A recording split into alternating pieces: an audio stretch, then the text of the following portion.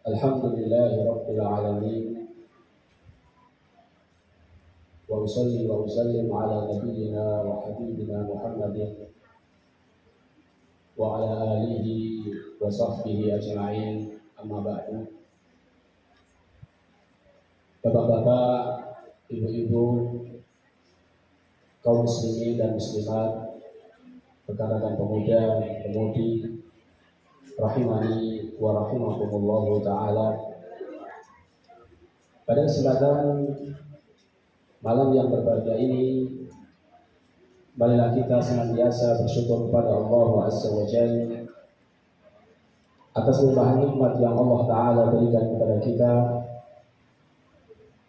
sehingga pada kesempatan malam hari ini, dengan nikmat dan karunia dari Allah Ta'ala, kita dapat kembali atau kita dapat berkumpul, bersua, bertatap muka dalam rangka mempelajari ayat-ayat Al-Quran dan hadis-hadis Nabi Sallallahu Alaihi Wasallam. Kita berdoa kepada Allah Ta'ala, semoga Allah Ta'ala berkenan untuk memberikan kepada kita ilmu yang bermanfaat, yang membuahkan amal soleh sebagai bekal kehidupan kita di dunia dan di akhirat. Amin. Allahumma amin. Salawat dan salam semoga senantiasa tercurahkan kepada Nabi kita Muhammad Sallallahu Alaihi Wasallam, para keluarga beliau, para sahabat-sahabat beliau, serta orang-orang yang senantiasa setia mengikuti jejak beliau hingga hari akhir kelak. Kaum muslimin dan muslimat, rahimani wa rahimakumullah ta'ala. Pada malam hari ini, judul kajian kita adalah agar pahala terus mengalir. Judulnya apa jemaah? Agar pahala terus mengalir. Sebuah kepastian yang diyakini oleh semua orang, mau itu orang kaya maupun orang biasa-biasa saja, baik itu orang tua maupun anak muda, baik laki-laki maupun perempuan, bahkan baik oleh orang yang beragama Islam maupun orang yang tidak punya agama. Semuanya yakin, semuanya sadar bahwasannya mereka pasti akan apa? Mati. Kira-kira non muslim yakin nggak mereka bakal mati jemaah? Yakin kan? Yakin. Non muslim yakin bakal mati. Orang yang tidak punya agama yakin bakal mati. Orang muslim juga yakin bakal mati. Apa yang membedakan antara orang muslim dengan orang yang tidak punya agama? Padahal mereka sama-sama yakin bakalan mati. Kira-kira yang membedakan apa jemaah? Apa yang membedakan? Ya.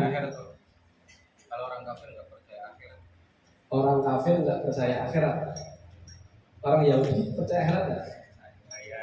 Percaya. Orang Nasrani? Percaya. Makanya tadi saya pakainya bahasa yang nggak punya agama. Orang ateis. Bedanya orang muslim dengan orang ateis yang nggak punya agama. Kalau orang ateis mengatakan kehidupan dunia ini adalah akhir dari, kematian adalah akhir dari segalanya. Mereka mengatakan ya Allah Ta'ala abadi dalam Al-Quran, wa qalu ma hiya illa hayatuna dunya. Mereka mengatakan ini adalah kehidupan dunia. Namutu wa nahya. Kita hidup di dalamnya dan kita mati. Atau kita mati dan kita hidup. Wa ma yuhlikuna illa dahr. Dan tidak ada yang membinasakan kami kecuali hanya masa. Artinya setelah meninggal dunia, ya sudah tidak ada lagi apa? Akhirat. Sudah tidak ada lagi perhitungan. Ini orang-orang yang nggak punya agama. Tapi orang muslim tidak seperti itu. Walaupun maaf, kenyataannya sikapnya sebagian kaum muslimin seakan-akan kurang percaya akan adanya apa? Akhirat. Iya enggak? Iya. Siapa itu? Ya mungkin kita. Buktinya apa? Kurang semangat dalam beribadah. Padahal dia tahu yang bermanfaat setelah ia meninggal adalah apanya? Ibadah dia. Tapi kita nggak sampai situ. Kita nggak sampai meyakini seperti itu. Karena kalau meyakini seperti itu, jadi apa? Jadi kafir. Tapi sikap sebagian di antara kita mengarah ke sana. Makanya ketika Allah Ta'ala berfirman dalam Al-Quran surat Al-Ma'un, Allah Ta'ala berfirman, "Ara'aital ladzi yukadzibu bid-din." Tahukah engkau siapa yang mendustakan hari pembalasan? Apa setelahnya jemaah? Fadzalikal ladzi yad'ul yatim. Mereka adalah orang yang menghati anak yatim. Padahal ada enggak orang muslim yang menghati anak yatim? Banyak. Ada. Walau banyak. Ada.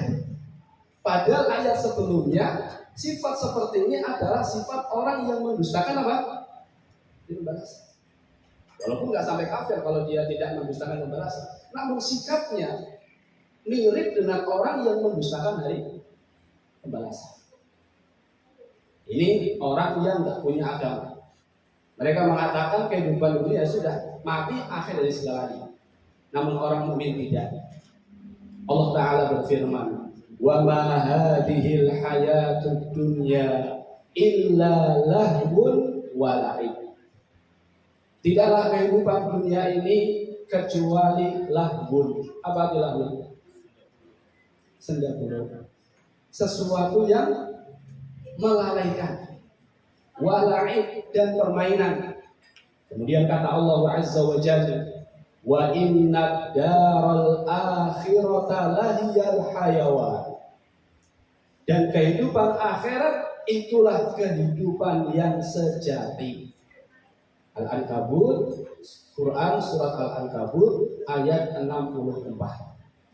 Kita ulangi jemaah. Semua orang meyakini bahwasannya kematian itu pasti datang. Yang membedakan orang muslim dengan selain yang beragama, orang muslim meyakini bahwasannya setelah kehidupan dunia ini ada kehidupan akhirat. Setelah kehidupan dunia ini ada pertanggungjawaban. Setelah kehidupan ini ada orang yang bahagia, ada sa'id, ada syaqi. Ada yang bahagia, ada yang celaka.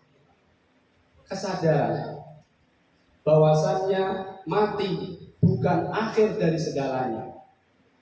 Kesadaran bahwasannya setelah kematian itu akan ada pembalasan.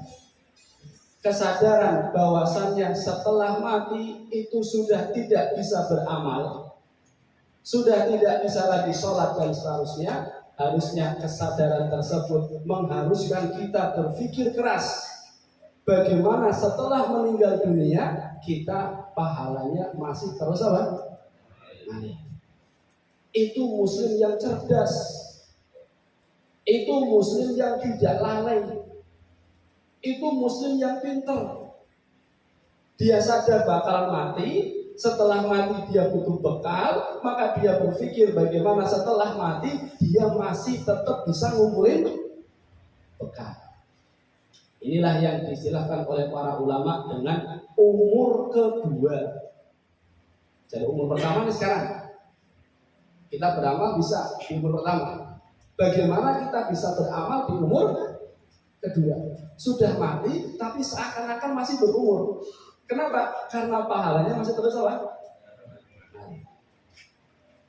Ada dua alasan jamaah. Kenapa kita harus memikirkan umur kedua kita? Kenapa kita harus berpikir keras?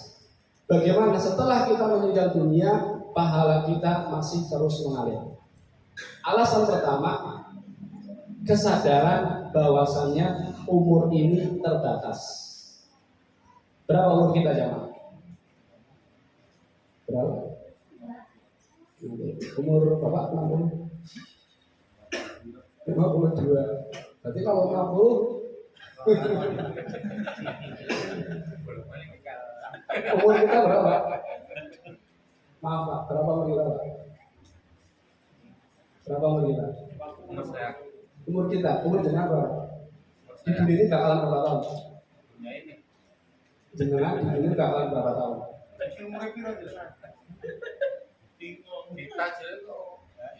Ya, jenengan di dunia ini umurnya berapa tahun kira-kira? Umurnya berapa tahun? Tidak tahu. Kalau umur kita tidak tahu. Tapi kalau umur keumuman kaum muslimin 60 sampai 70. Jangan bilang umur kita 60 70. Ada yang baru 30 tahun sudah meninggal. Ada yang baru lahir sudah meninggal. Jadi 60 sampai 70 itu umur apa? Keumuman umat Nabi Muhammad sallallahu alaihi wasallam. Ini alasan pertama. Alasan pertama adalah karena umur kita terbatas.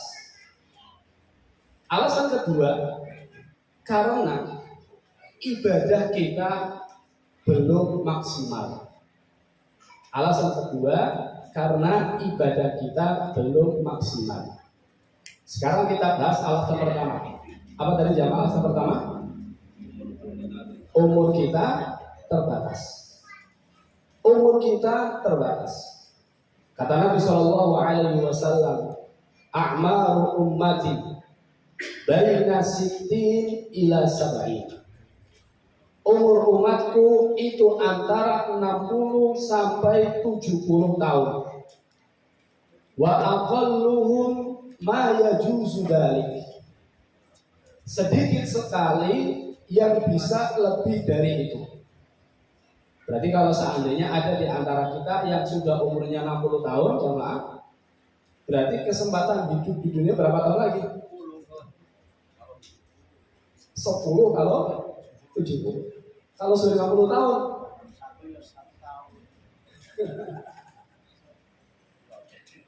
ini bukan buat nakut-nakuti ya Pak, tapi biar kita apa? Persiapan. Nah yang masih muda, saya masih 30 tahun, alhamdulillah, masih ada kesempatan berapa? Saya menjamin 2 kali lagi. 2 kali lagi. Lebih lah Pak.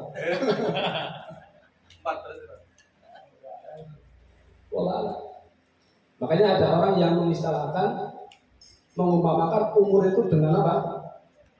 Kelapa. Ada yang baru bunga sudah gugur. Ada yang apa? Dulu sudah jatuh. Ada yang apa jemaah? Setelahnya cengkeh sudah jatuh. Ada yang kelapa muda baru dipanen. Nah, kebanyakan yang muda atau yang tua yang dipanen.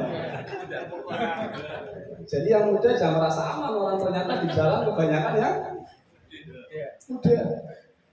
Ada yang sudah tua baru dipanen. Bahkan ada yang sudah tua sekali susah dipanen, ya mati-mati, disongrok nggak jatuh. Tapi yang jatuh, yang dipanen sama yang seperti itu jamaah, yang susah dipanen banyak yang mana? Banyak yang belum dipanen. Makanya kata Nabi Shallallahu Alaihi Wasallam, sedikit sekali dari umur umatku yang bisa lebih dari berapa tahun? 70 tahun.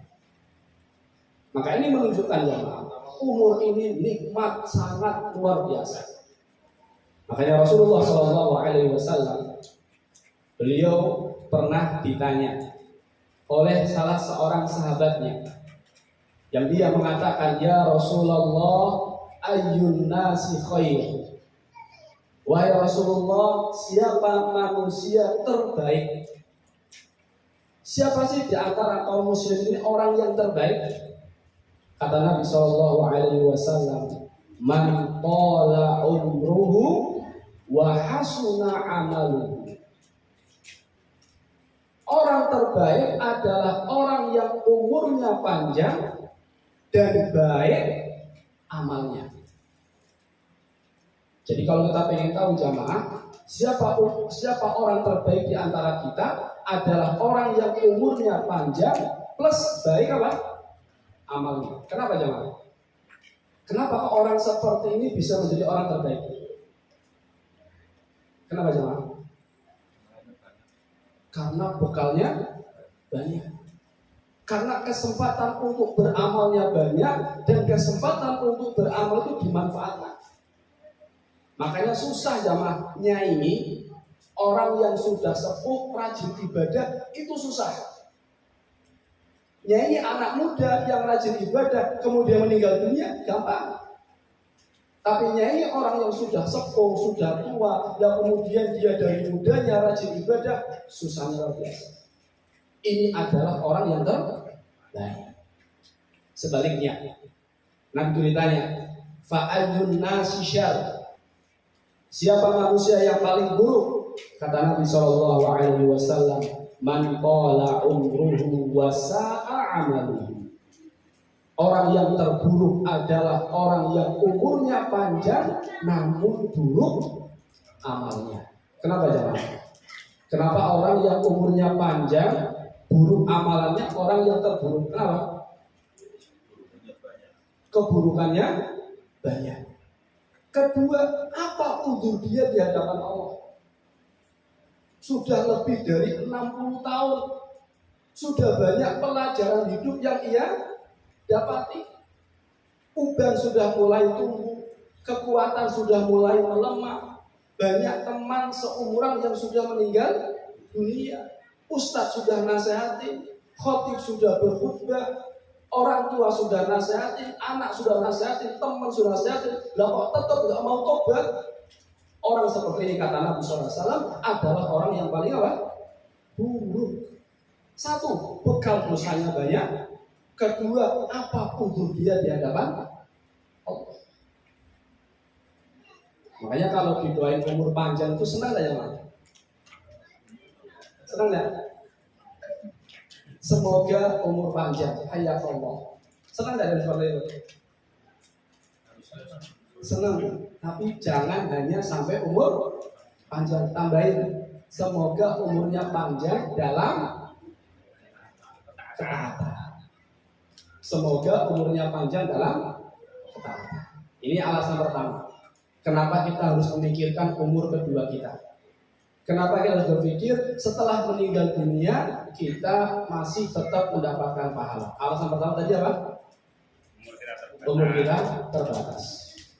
Alasan kedua adalah karena kesadaran kita belum maksimal dalam beribadah. Siapa di antara jamaah yang tadi sholat isya khusyuk? Dari takbir sampai salam nggak mikir apa-apa? Siapa? Ada enggak? Jangan tanya ustadznya, ustadznya sama aja mungkin. Siapa? Ada enggak? Siapa di antara kita yang sampai detik ini pernah sholat khusyuk 100 kali? Ada enggak? Kurang 1000.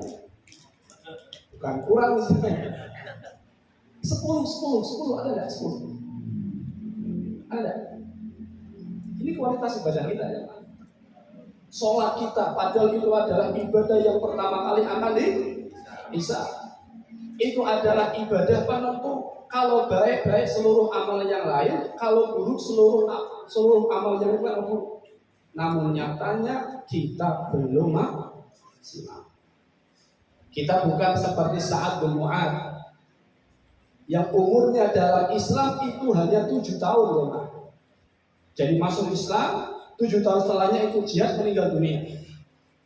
Hanya 7 tahun beliau dalam keislaman hidupnya. Bersama dengan itu kata Nabi SAW ketika meninggal dunia, ihtazza arsyu rahman.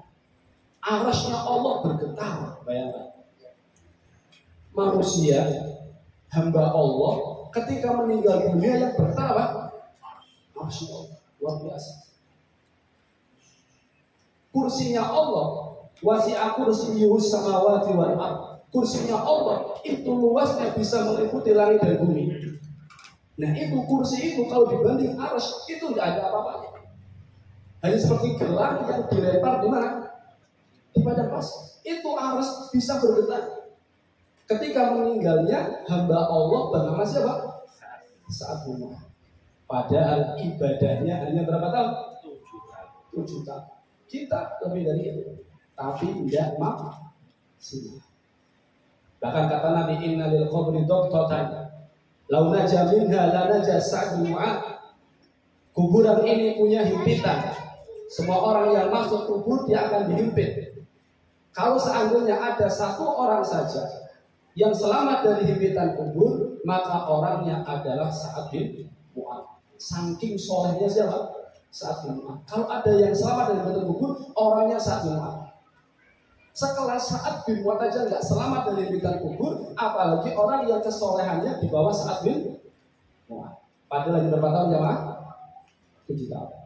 Kita nggak seperti Ibnu Umar yang kata pembantunya ketika ditanya, maka yasna'u Ibnu Umar fi baiti, apa yang dilakukan oleh Ibnu Umar di rumahnya? Dia menjawab, la tutikun, kalian nggak akan bisa niru Ibnu Umar. Kenapa? Pembantunya mengatakan, al-wudu likulli shalah wal mushaf fi ma bainahuma. Ibnu Umar itu di rumah kerjaannya wudu sholat, wudu setelah wudu sholat, setelah sholat baca Al-Quran, wudunya batal, wudu lagi, setelah wudu sholat lagi, habis sholat baca Al-Quran, setelah baca Al-Quran wudunya batal, wudu lagi, habis wudu sholat, dan seterusnya. Siapa yang seperti itu jemaah? Ya. Ustadz aja masih jauh dari itu. Kemudian yang lain, Abdul Ghani Al-Maqdisi. Dikisahkan jamaah bahwasanya Abdul Ghani Al-Maqdisi, beliau tidak pernah menyia-nyiakan umurnya walaupun sejenak. Fa innahu kana yusalli al-fajr. Beliau sholat subuh. Wa yulakinun nasal Qur'an. Kemudian mengajarkan manusia Al-Quran. Wa rubbama aqra'a syai'an min al-hadis. Kadang belum bacakan kepada muridnya hadis. Faqad hafidna minhu ahadis jummah talaqaina. Kita sudah hafal dari hadis dari Abdul Ghani Al-Maqdisi. Summa yaqumu wa yatawadda. Jadi Abdul Ghani Al-Maqdisi jamaah, kalau subuh sholat, setelah itu ngajar Quran, kalau enggak ngajar hadis, kemudian wudu, setelah itu sholat. Salas mi'ah rok'ah. Berapa? 300 rakaat. Berapa jemaah? 300 rakaat. Emang boleh Ustaz? Boleh enggak? Sholat sunnah mutlak boleh. Silakan mau sholat sebanyak apa? 300 rakaat jemaah. Sampai kapan? Sampai menjelang waktu duhur. Jadi dari ngajar, sholat terus, sholat terus sampai menjelang waktu duhur. Masya Allah. Siapa di antara kita seperti itu jemaah? Warganya nggak makan. Hah? Warganya nggak makan. Nanti. Kita kalau seandainya dapat kabar saja, itu malaikat mau sudah depan pintu, besok meninggal, kira-kira kita bisa seperti itu enggak? Bisa enggak?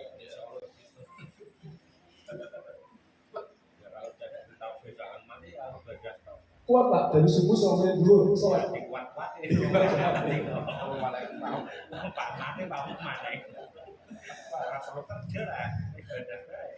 Sumayanamu naumatan yasiratan ila waktu duhur.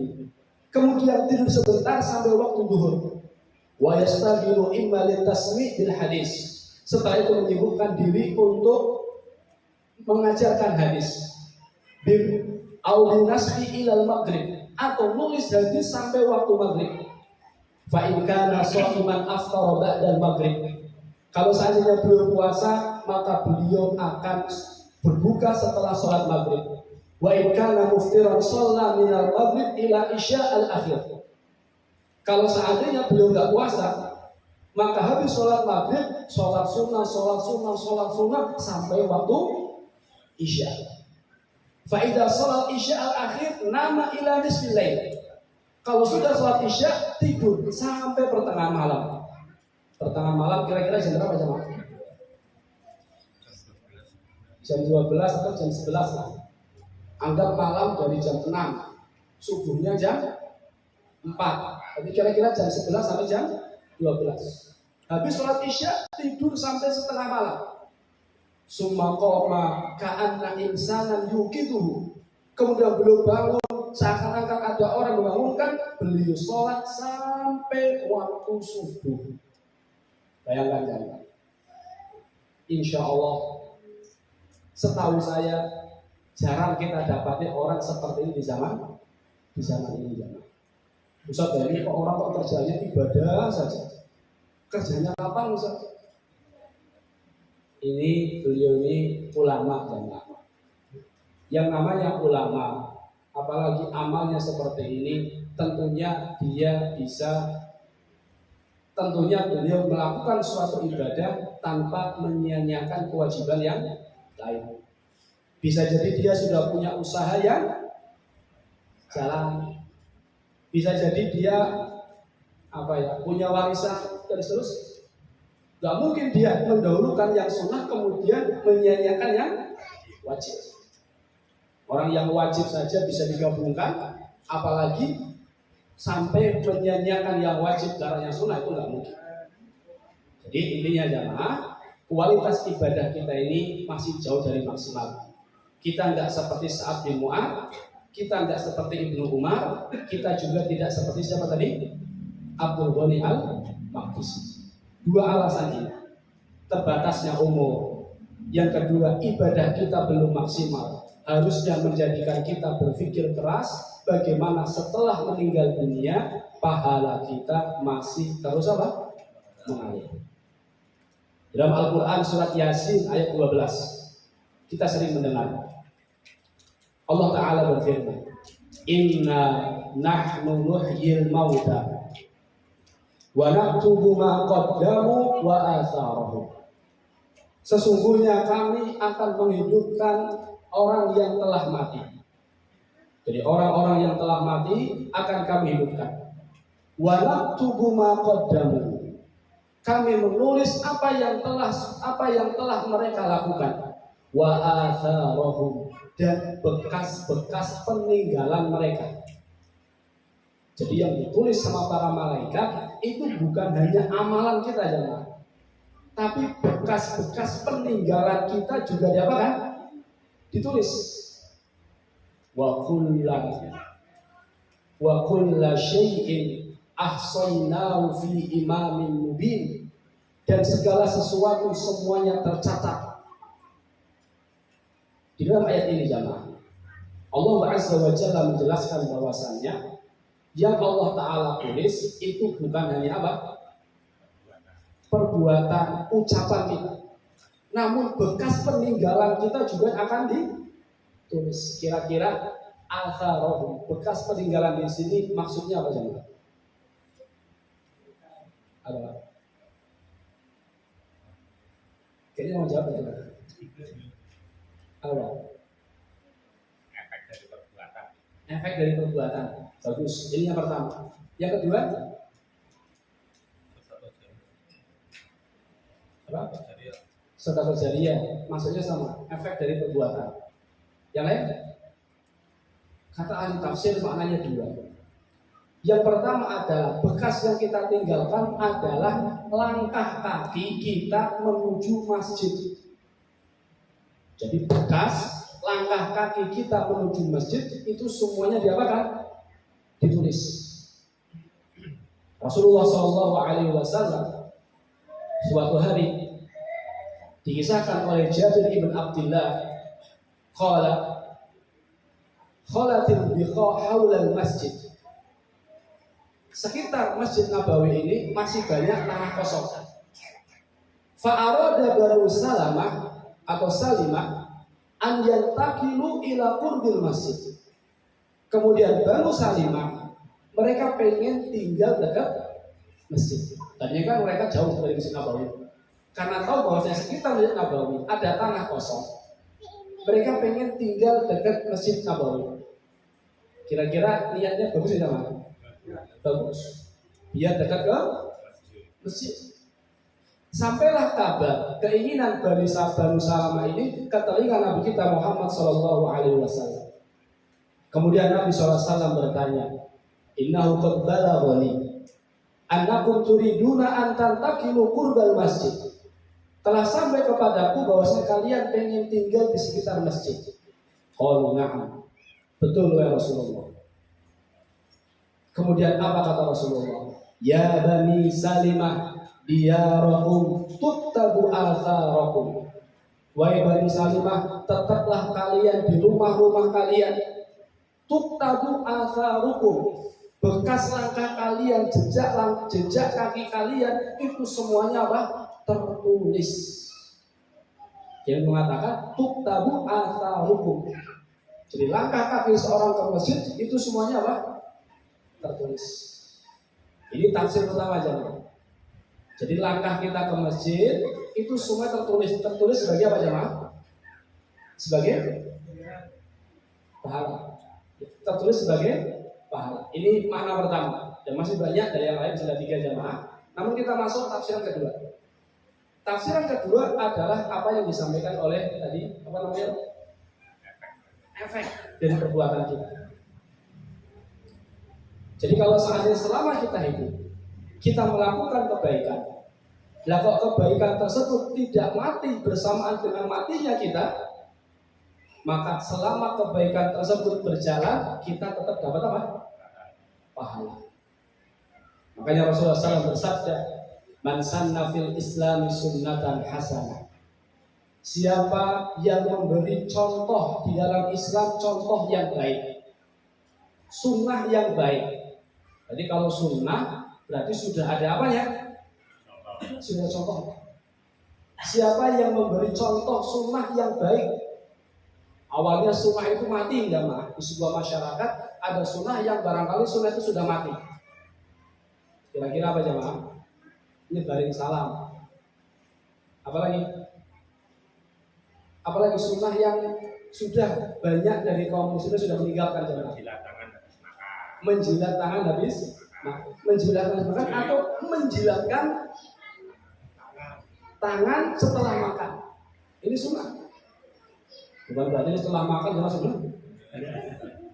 Tapi menjilatkan kepada siapa? Istri boleh, atau anak kepada orang tua ketika masih kecil. Ini sunnah Nabi SAW yang sudah banyak dari kaum muslimin meninggalkan. Nah, siapa yang menghidupkan sunnah ini, kana lahu ajruha wa ajru man amila biha min ba'dihi min ghairi an yanqusa min ujurihim syai'a. Kata Nabi SAW, baginya pahala dia menjalankan sunnah tersebut dan pahala orang-orang yang mengikuti setelahnya tanpa mengurangi pahala orang-orang yang setelahnya. Jadi sunnah apa saja yang kita hidupkan jamaah, amal soleh apa saja yang kita alami, yang kita awali, kita sebagai pelopor dalam melakukan kebaikan tersebut, maka kita dapat pahala kebaikan tersebut, kita dapat pahala orang yang niru kita. Contohnya, di kampung itu jarang yang sholat jamaah. Jenengan setiap hari sholat jamaah. Mungkin jenengan nggak ngajak, tapi ada orang-orang yang setiap hari ngapain? Merhatiin jenengan. Ini kok masya Allah ya rajin sholat jamaah. Mungkin seminggu, 2 minggu dia belum tertarik. Sebulan, 2 bulan dia belum tertarik. Bahkan sampai kita sudah meninggal dunia dia belum tertarik. Setelah kita meninggal dunia baru dia tertarik. Tapi tertariknya karena melihat kita. Berpahala? Betul. Karena dia tergerak untuk melakukan kebaikan karena melihat contoh dari kita. Sebaliknya, wa man sanna fil islami sunnatan sayyi'atan. Siapa yang memberi contoh keburukan, kana alaihi wizruha wa wizru man amila biha min ba'di. Maka baginya dosa dari perbuatan yang ia lakukan dan dosa orang-orang yang mengikutinya tanpa mengurangi dosa orang-orang yang mengikutinya. Berarti ada pahala jariah, ada juga apa jemaah? Dosa jariah. Orang kalau dapat pahala jariah luar biasa dan senang biasa. Nah, tapi kalau dosa jariah jemaah, dia sudah meninggal dunia, dia belum bertobat, kerugian yang sangat-sangat besar. Katanya belum kafir. Kita ulangi, jadi tafsirannya ada berapa jemaah? Ada dua. Tadi pertama apa? Langkah kaki. Yang kedua apa? Efek dari perbuatan kita. Kata belum kafir. Wa hadzal qawlu la tunafi baina wa bainal awwal. Pendapat yang kedua ini tidak bertentangan dengan pendapat yang pertama. Bal fi hadza tanbih wa dilalah ala dzalika bi tariqil aula wal aqrab. Bahkan pendapat yang kedua ini lebih jelas lagi.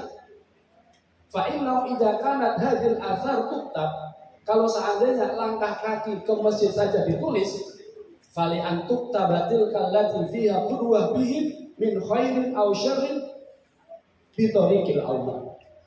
Kalau seandainya langkah kaki aja ditulis, apalagi kalau seandainya seseorang menjadi qudwah, seseorang menjadi teladan baik dalam kebaikan maupun keburukan.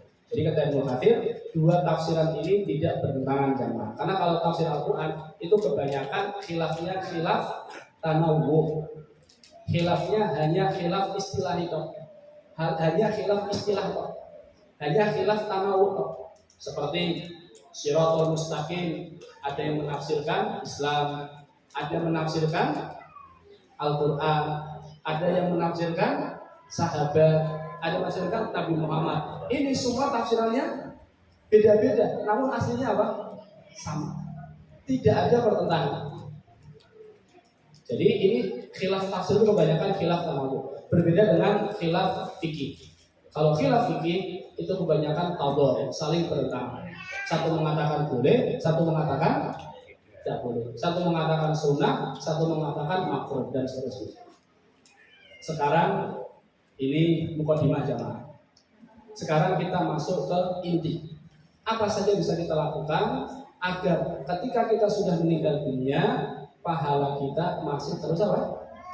Mengalir. Rasulullah SAW bersabda. Beliau SAW bersabda. Di dalam hadis Nabi SAW bersabda, "Sab'un yajri lil 'abdi ajruhunna wa huwa fi qabrihi ba'da mautih." Ada 7 hal yang pahalanya terus mengalir untuk seorang hamba wa huwa fi qabrihi, padahal dia sudah berada di kuburnya ba'da mautih, setelah ia meninggal dunia.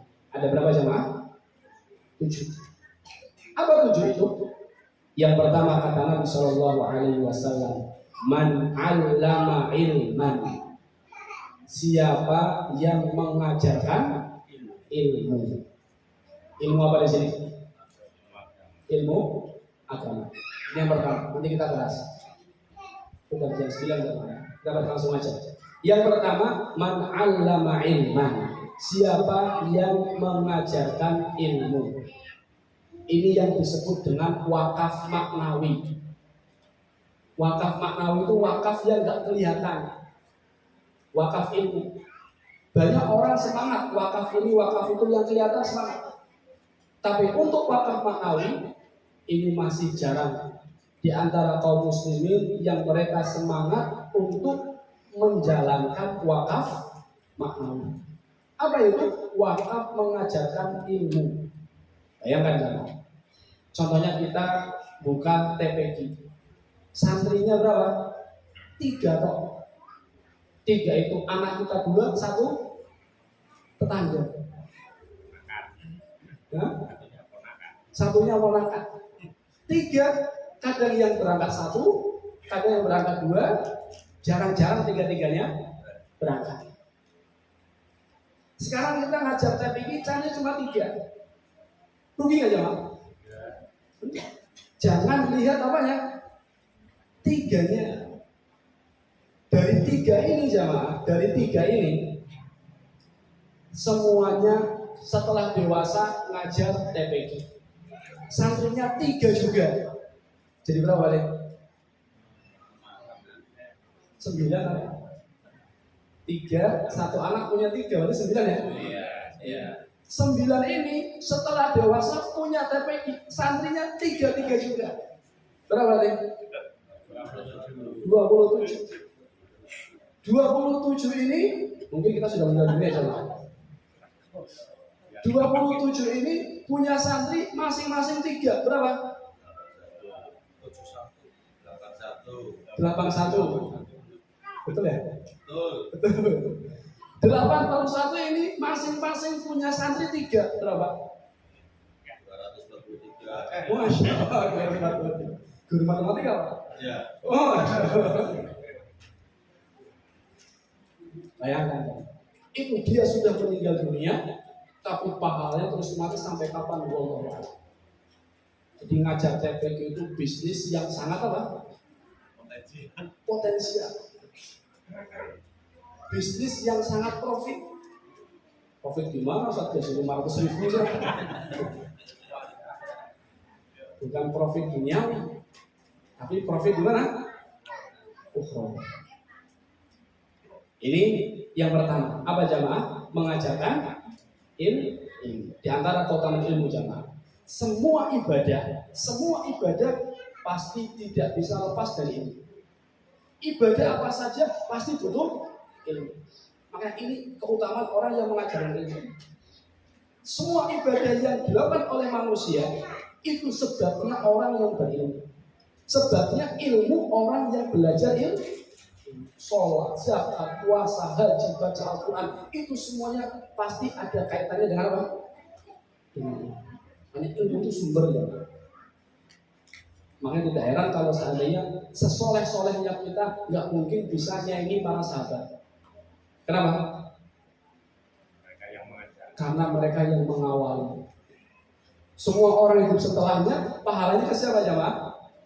Kepada sahabat. Ini yang pertama, man 'allama ilmi. Yang kedua, kata Nabi Shallallahu Alaihi Wasallam, au ajro nahron, mengalirkan air. Maksudnya mengalirkan sungai. Maksudnya adalah contohnya ada sungai, yang sungai itu layak untuk dikonsumsi, kemudian kita memfasilitasi agar air ini bisa dimanfaatkan oleh masyarakat. Kita yang beli apa jemaah? Peralon, kita yang beli keran, dan seterusnya. Kita yang bayari listriknya, tukangnya, dimanfaatkan sama banyak orang untuk menyirami tanaman, untuk kehidupan sehari-hari. Itu pahalanya terus mengalir walaupun dia telah meninggal dunia. Bayangkan jangan orang ngasih minum anjing saja. Dengannya Allah Ta'ala berterima kasih kepadanya, dengannya Allah Ta'ala mengampuni dosa-dosanya, dengannya Allah masukkan dia ke surga. Bayangkan, ini ngasih minum apa? Ini ngasih minum anjing. Bayangkan kalau seandainya ngasih minum yang lebih mulia, ngasih minum manusia, bahkan manusia itu muslim, bahkan bukan hanya muslim yang taat. Bisa dibayangkan betapa besar pahalanya sedekah dengan air.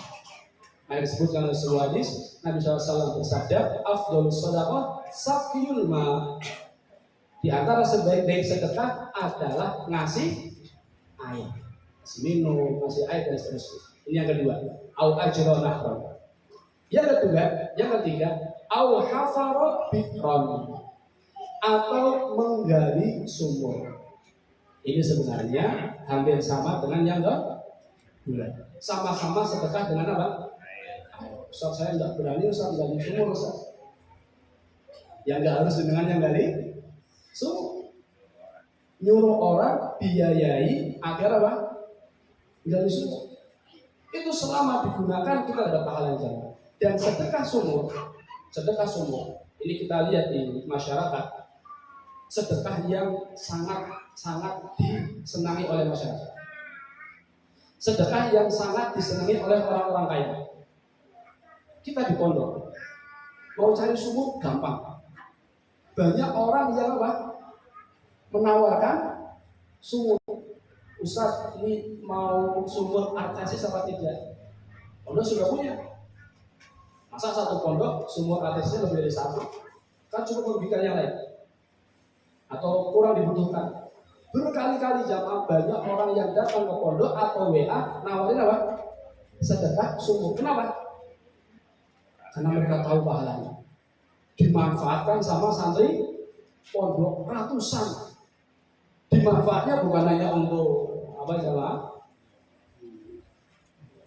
Bukan hanya untuk cuci motor, cuci mobil, atau secara umum dia untuk wudhu, untuk apa lagi? Mandi, untuk ibadah, untuk makan, untuk masak, untuk minum dan seterusnya. Makanya mereka rebutan karena tahu betapa besarnya pahala apa? Sedekah dengan air. Ini yang keberapa jemaah? 3. Yang keempat, al-ghorosa nahlan, nanam kurma.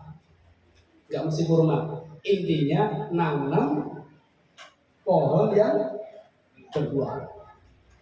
Nanam pohon yang berbuah. Baik itu apa namanya? Mangga, apalagi jemaah? Kelapa, terus durian. Bisa lagi durian berbuah, Pak? Tidak. Yang bawah pun enggak.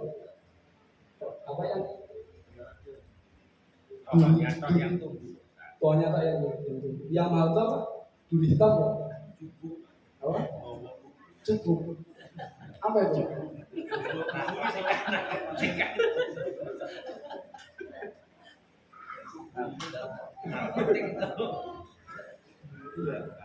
Kata Nabi SAW, saya lupa redaksinya, namun intinya seperti ini. Siapa yang menanam pohon, maka semua buahnya itu bernilai sedekah. Yang dimakan burung bernilai sedekah. Yang dimakan sama manusia bernilai sedekah. Bayangkan yang dilempari sama anak-anak kecil itu jatuh, kita nggak makan tapi bernilai apa? Sedekah. Yang dimakan sama keluarga kita bernilai sedekah. Maaf, yang dicuri sama codot. Di sini bahasa apa? Codot itu juga apa? Sedekah. Luar biasa ya. Makanya siapa di antara kita yang punya tanah, punya lahan, kalau itu cukup untuk nanam buah-buahan, silahkan di tanam. Lihat kan, setiap buahnya bernilai apa? Sedekah. Bukan kata Nabi, kalau seandainya kalian tahu besok mau kiamat, di tangan kalian ada biji, disuruh ngapain? Suruh tanam. Jadi jangan sia-siakan potensi pahala yang bisa kita lakukan. Ini yang keberapa jemaah? 4. Tadi yang pertama apa? Apa yang pertama? Mengajarkan ilmu. Yang kedua, mengalirkan air. Mengalirkan air. Ya, yang ketiga, menggali sumur. Yang keempat, menanam kurma atau buah. Yang keenam adalah yang kelima. Jam 9 dulu ya. Santai. Ini wajahnya wajah tahajud semua jangan. Karena nggak mau mengganggu tahajudnya nih. Ketawa. Bangga. Al-bana masjidan atau membangun masjid. Ustaz, saya bangun masjid ya bisa Ustaz. Kira-kira bangun masjid biayanya berapa jemaah? Miliar. Setengah M. Apa setengah M? Setengah mumet katanya. Saya nggak bisa Ustaz.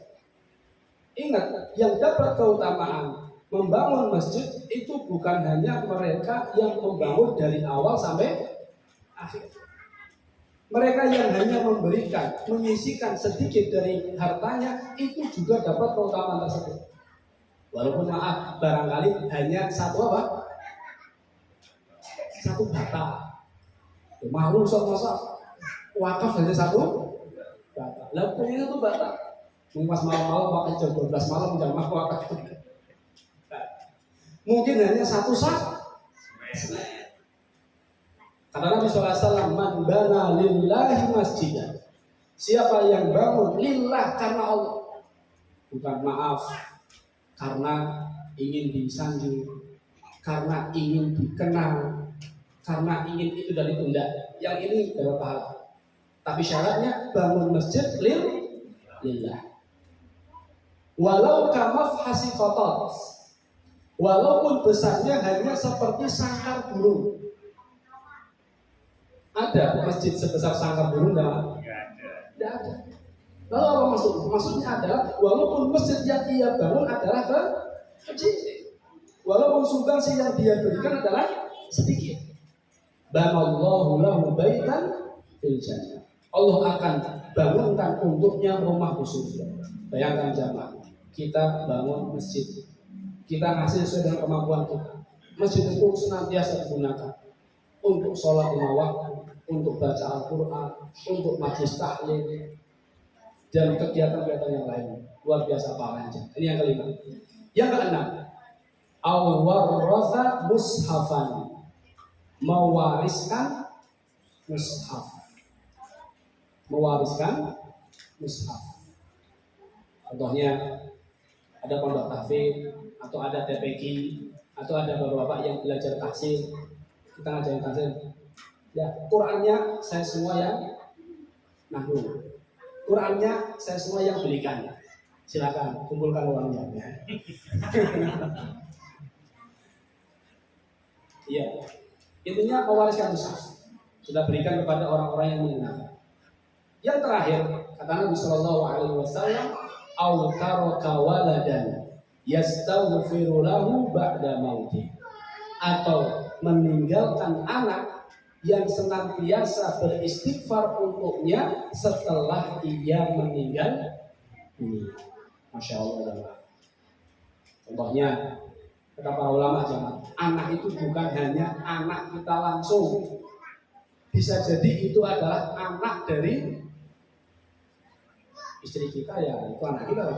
Anak dari anak kita. Berarti siapa? Cucu. Anak kita itu bisa jadi anak kita, bisa jadi siapa? Cucu kita.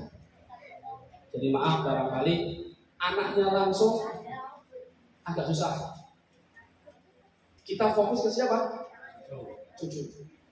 Karena itu juga kata para ulama termasuk meninggalkan anak yang senantiasa bersifat untuknya. Rasulullah Shallallahu Alaihi Wasallam beliau bersabda di dalam Al-Quran, sebuah hadis yang dalam hadis yang sangat masyhur, kalau seandainya anak Adam meninggal dunia, terputuslah amalannya kecuali berapa?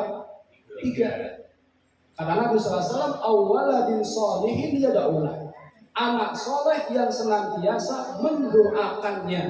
Bayangkan jemaah. Jadi kalau jenengan jangan ngaku soleh kalau seandainya jarang doain orang tua. Sifatnya anak soleh itu ya sering doain orang tua. Bayangkan orang sudah meninggal, nggak tahu bagaimana kuburannya. Apakah menjadi taman dari taman-taman surga atau sebaliknya? Apakah kuburannya gelap atau terang? Apakah kuburannya sempit atau lapang? Apakah ditemani oleh orang yang wajahnya bagus, bajunya bagus, kemudian aromanya wangi, yang itu adalah amal soleh dia, atau justru akan ditemani oleh amal buruknya? Kita tidak tahu bagaimana kondisi kita di alam kubur. Namun jamaah, ternyata kuburan yang tadinya sempit karena istighfarnya anak menjadi apa? Lapang.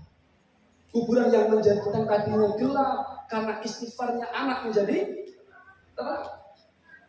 Kuburan yang tadinya menjadi bencana bagi dia karena istighfarnya anak menjadi nikmat bagi dia. Luar biasa jemaah. Makanya Rasulullah SAW bersabda, bukan hanya di kuburan kita dapat manfaat dari doa anak soleh kita. Sebelum itu kita dapat manfaat. Contohnya, ada orang anaknya 5, semuanya soleh. Sudah tua contohnya. Anak yang pertama datang mijetin. Anak kedua datang apa yang? Bu, saya mau bersihin depan rumah. Anak yang ketiga datang ngapain? Ngasih uang. Anak yang keempat datang, Bu, siap-siap Bu ya, insya Allah minggu depan kita umroh. Senang aja Pak? Luar biasa. Ini di dunia. Nanti di alam kubur dia bermanfaat. Nanti kalau orang tuanya masuk surga, dia juga dapat manfaat. Rasulullah SAW bersabda, Innallaha la yarfa'u darajata lil 'abdi shalihi fil jannah. Sungguhnya Allah Ta'ala mengangkat derajat seorang hamba yang soleh kelak di surga.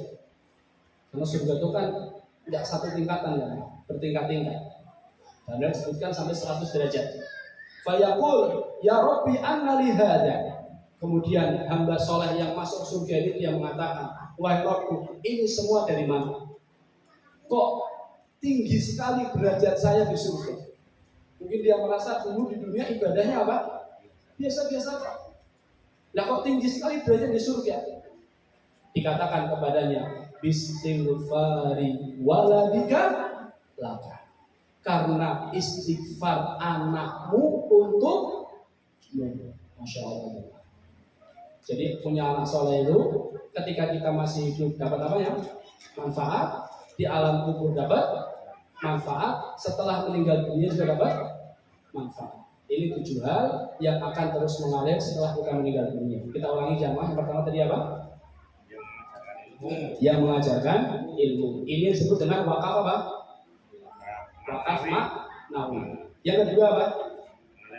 Mengalirkan air. Yang ketiga, menggali sumur. Yang keempat, menanam kurma. Yang kelima, bangun masjid. Yang keenam, ini semuanya masuk ke dalam kategori apa? Sedekah mengalir. Sedekah jariyah.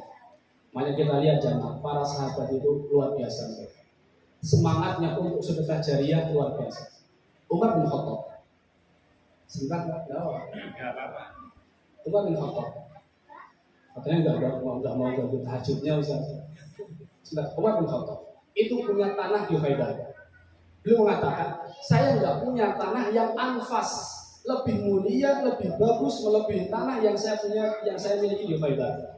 Mungkin tanahnya subur, pohon kurmanya bagus dan seterusnya, saya tidak tahu. Intinya itulah tanah yang paling dicintai oleh siapa? Umar bin Khattab. Kemudian Umar mendatangi Nabi SAW dan mengatakan, ya Rasulullah, saya punya tanah di Khaibar.